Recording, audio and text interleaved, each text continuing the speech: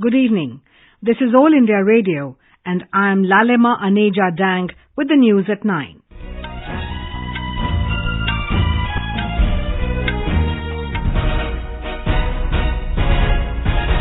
The headlines.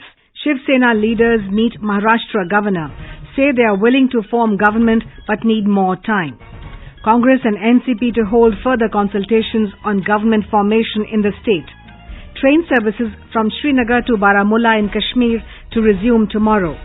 India to take up issue of cross-border terrorism strongly at BRICS summit in Brazil. World's first CNG port terminal to come up at Bhavnagar in Gujarat. And teen shooter Saurabh Chaudhary wins silver medal in men's 10-meter air pistol event at Asian Championship in Doha. In Maharashtra, the 17-day-long stalemate over government formation is not heading to any clear conclusion. The Shiv Sena today staked claim to form the new government.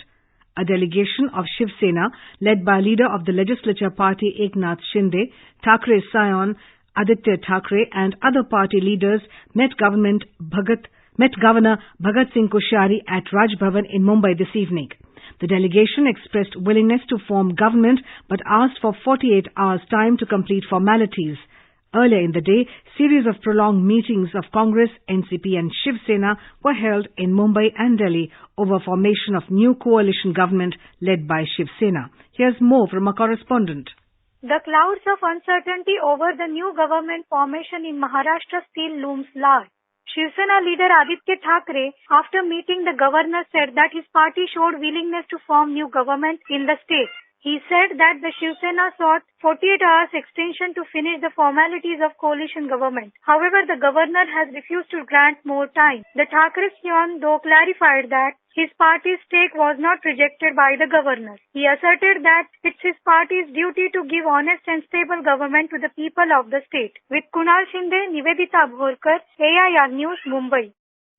Even after NCP core committee meeting in Mumbai, the party has not cleared its stance as the alliance partner Congress decided to wait further.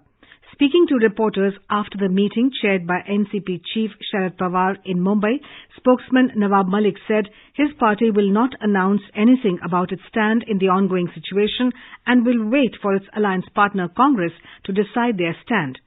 Shiv Sena President Uddhav Thackeray today met NCP chief Sharad Pawar in Mumbai. Meanwhile, Shiv Sena leader Arvind Sawant today resigned as union minister in the BJP-led NDA government. Talking to media in New Delhi, Mr. Sawant said he sent his resignation to Prime Minister Narendra Modi. Meanwhile, NCP MLAs led by Ajit Pawar have reached the Raj Bhavan to discuss government formation issue with the governor. The Congress is yet to arrive at any conclusion on extending support to Shiv Sena to form a new government in Maharashtra. After the Congress Working Committee CWC meeting in New Delhi, the Congress said it will have further discussion with Sharad Pawar-led NCP. During its meeting, the CWC had a detailed discussion on the current political situation in the state and also held consultations with Congress leaders from Maharashtra. Congress President Sonia Gandhi also spoke to Sharad Pawar over the issue. Train services in the Kashmir Valley, which were disrupted since the 3rd of August ahead of the abrogation of provisions of Article 370, will resume tomorrow. A successful trial run of the train from Srinagar to Baramulla was conducted today. A Northern Railway official said the services on this stretch will begin tomorrow. He said train services from Srinagar to Banihal in Jammu region will resume in the next phase shortly. Vice President M. Venkaiah Naidu today exuded confidence that recent measures taken by the government will stimulate investments, attract capital inflows and give a push to GDP growth in the coming months. He was addressing the 21st ASSOCHAM JRD Tata Memorial Lecture in New Delhi today. The Vice President said fundamentals of the Indian economy are strong and the country continues to be among the fastest growing major economies of the world. Mr. Naidu called upon private sector to work with the government and financial institutions to bring financial literacy to the masses. I call upon the private sector to work with the governments, financial institutions and NGOs to bring financial literacy to the masses. We must use the cutting-edge technology. I would like the private sector to create the right ecosystem for young Indian talent, according greater importance to research and innovation. Recalling J.R.D. Tata's contribution to nation building, Mr. Naidu said he was not only a doyen of the Indian industry, but also a visionary leader who dreamed of a rising India. Defence Minister Rajnath Singh said Prime Minister has set a target of $5 trillion economy by 2024. He was speaking at the Deaf Connect, organized to showcase accomplishments of innovations for defence excellence in New Delhi today. Mr. Singh said that with the talent the country has, India will become a $10 trillion economy within 10 to 15 years. He added that he feels a sense of pride looking at the startups today and stressed that passionate incubation is needed for startups. The minister claimed that India will excel in defence innovation in the coming years. This is All India Radio giving you the news. For quick news updates, visit our News on AIR app and follow us on Twitter at AIR News Alerts. You may also visit our website www.newsonair.com. India will take up the issue of cross-border terrorism strongly at BRICS Summit 2019 in Brazil. In an exclusive interview to AIR correspondent covering the summit, India's Sue Sherpa Suresh Reddy gave this information. Mr. Reddy said global commons are facing several issues related to sovereignty, which will also be discussed extensively.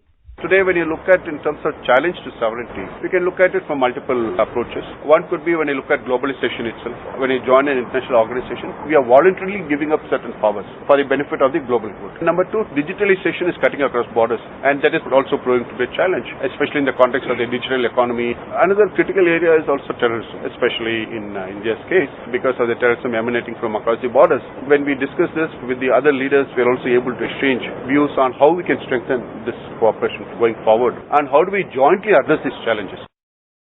BRICS, which accounts for 23% of the global GDP and around 17% of the share in the world trade, has diversified its agenda over the years. Talking about this year's special initiative of BRICS Women Business Alliance, Mr. Reddy said it is going to help women across the BRICS societies a lot through its connection with the New Development Bank. The Women's Business Alliance would be an important partner of New Development Bank because going forward we would want them to be actively engaged.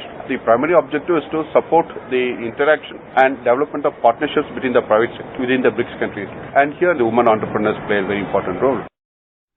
Ahead of the BRICS 2019 summit, a meeting of the trade ministers of the grouping started in Brasilia today. Commerce Minister Piyush Goyal is leading the Indian delegation.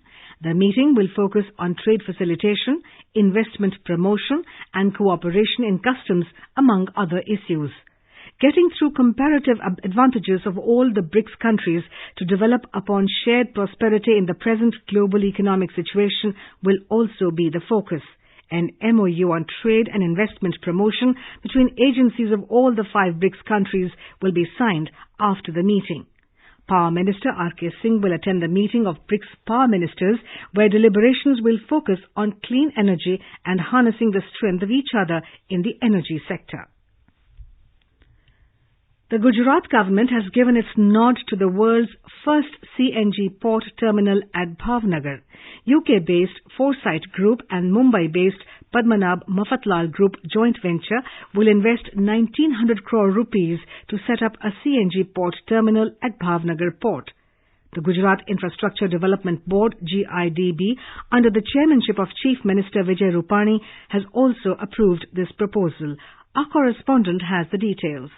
The proposed CNG port terminal will have annual capacity of 6 million metric ton, which will increase the total handling capacity of the port to 9 million metric ton. Memorandum of understanding for this project between Gujarat Maritime Board and London-based Foresight Group was signed during the 2019 Vibrant Gujarat Summit. The new facility will be developed in the northern side of the present port, under which Ro-Ro terminal, liquid terminal and container terminal will be developed in future. The consortium has proposed an investment of rupees 1,300 crore in the first phase and rupees 600 crore in the second phase through the Swiss challenge method. Studies for pre-feasibility report, site selection, gas supply agreement and CNG vessel development have also been completed. Yogesh Pandya, AR News, Ahmedabad.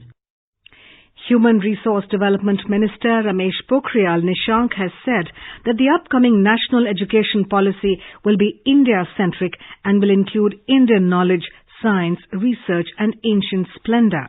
Addressing the concluding session of Sanskrit Vishwa Sammelan in New Delhi today, Mr. Pokhriyal said India as a nation can progress by utilizing the values and knowledge provided by its own culture and civilization. The minister said Sanskrit is one of the most scientific languages of the world and the world needs it. The 3-day Sanskrit Vishwa Sammelan attracted thousands of Sanskrit enthusiasts from across India and 21 other countries. The HRD minister today met students of Jawaharlal Nehru University and held a positive discussion on their problems. Mr. Nishank assured them of a proper solution to their problems soon. The 550th Prakash Parv of Sri Guru Nanak Dev Ji will be celebrated with full devotion and great fervour tomorrow. Our correspondent has filed this report.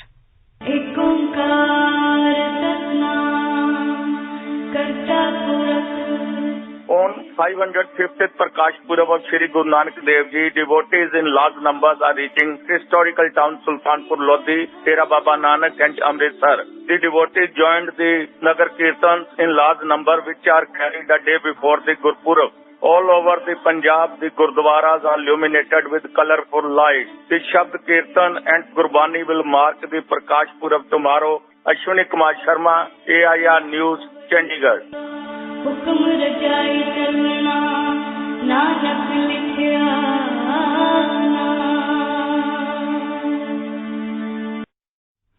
The Nagar Kirtans are being held at various cities and towns of Punjab and Haryana, including Amritsar. Guru Nanak Dev Ji meditated in Nepal about 500 years ago. That spot is now known as Guru Nanak Mutt. Our Kathmandu correspondent has filed an exclusive report from Guru Nanak Mutt. Guru Nanak Mutt is situated on the top of a hillock in Balaju area of Kathmandu. It is believed that around 500 years ago, during his third Udasi, Guru Nanak Dev Ji meditated here. A pair of footprints is still there under a peepal tree where Guruji meditated. There is also a rare handwritten Holy Guru Granth Sahib in the Mutt. Besides worshipping Lord Shaligram and Tulsi, the custodian of the Mutt, Mahant Nemuni Udasin, also performs daily prayers reciting from the Guru Granth Sahib. It is believed then ruling king of Nepal had gifted around 200 acres of land to Guru Nanak Dev Ji. However, a small portion of it available now. To celebrate 550th birth anniversary of Guru Nanak Dev Ji, Akhand Path was organized at Guru Nanak Mutt. Devotees from India, England, France and other countries also participated. Rajkumar, AIR News, Kathmandu. Well, the News Services Division of All India Radio in its weekly bilingual live phone-in program, Public Speak, will bring you a discussion tonight on Today's India and importance of Guru Nanak Dev Ji's teachings. This can be heard on FM Gold channel and additional frequencies from 9:30 p.m. Legendary singer Lata Mangeshkar, who was admitted to hospital due to a chest infection, was discharged this afternoon. She was admitted to Breach Candy Hospital in Mumbai in the early hours today after she complained of breathing difficulties. Teen shooter Saurabh Chaudhary claimed the silver medal in men's 10 meters air pistol event to continue India's surge at the 14th Asian Championship in Doha today. World Cup and Asian Games gold medalist shot 244.5 to finish second on the podium behind North Korea's Kim Song-guk, who won the top prize with a world record 246.5. And now before we end the bulletin, the headlines once again. Shiv Sena leaders meet Maharashtra Governor, say they are willing to form government but need more time. Congress and NCP to hold further consultations on government formation in the state. Train services from Srinagar to Baramulla in Kashmir to resume tomorrow. India to take up issue of cross-border terrorism strongly at BRICS summit in Brazil. world's first CNG port terminal to come up at Bhavnagar in Gujarat, and teen shooter Saurabh Chaudhary wins silver medal in men's 10-meter air pistol event at Asian Championship in Doha. And that's all we have for you in the news at 9. Good night.